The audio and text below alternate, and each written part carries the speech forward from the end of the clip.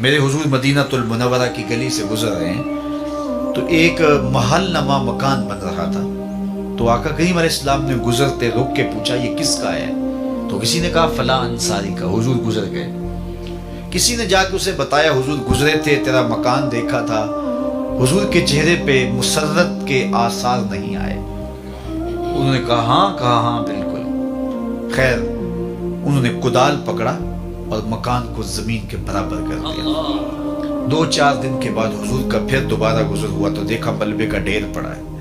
تو حضور رک گئے. کہا اس بلاؤ انصاری کو. بلایا گیا. کہا میں گزرا تھا، تیرا مکان دیکھا تھا، کدھر گیا؟ عرض کی حضور میں نے گرا دیا. فرمایا کیوں؟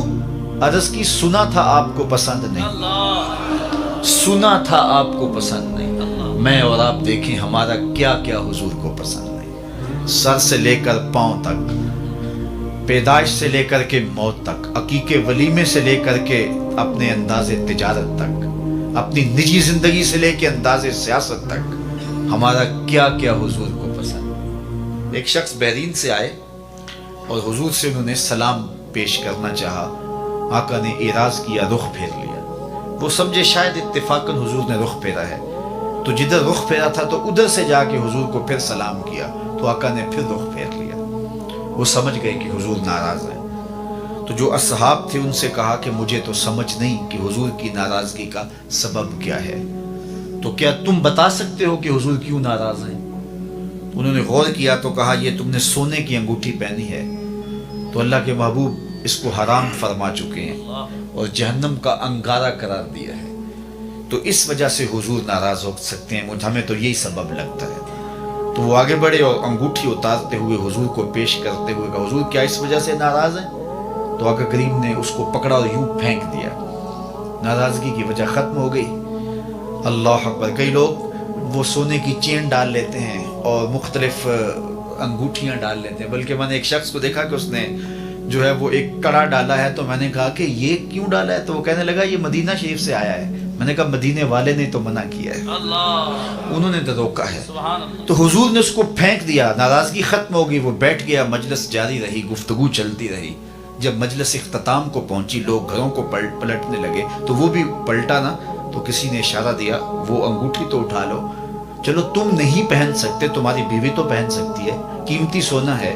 تو اس نے کیا کہا؟ واللہ لا آخذہ وقد طرحہ رسول اللہ صلی اللہ علیہ وآلہ وسلم. اس نے کہا اللہ کی قسم میں اسے کبھی بھی نہیں اٹھاؤں گا جس کو میرے رسول نے پھینک دیا.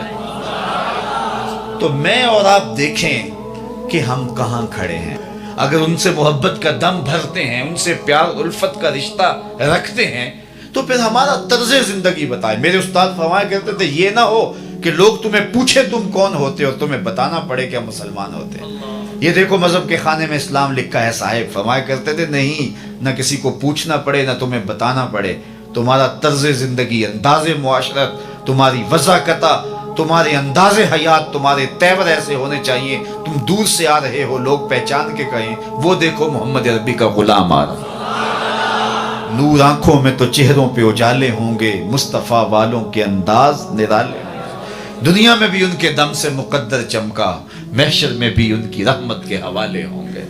محبت خالی لفظوں سے نہیں ٹپکتی، عمل بتاتا ہے کہ یہ محب ہے، رویے بتاتے ہیں کہ یہ محب ہے. میں اور آپ اللہ اور اس کے رسول سے اگر محبت کرتے ہیں تو ہم اپنی محبت کا محاسبہ کریں اپنے اندر اتر کے. جن سے دعوی محبت ہے کیا ان کی بات مانتے ہیں؟ کیا ان کے طرز زندگی کو اختیار کیا ہے؟ اچھی بات دوسروں تک پہنچانا صدقہ جاریہ ہے. ویڈیو زیادہ سے زیادہ شیئر کیجیے.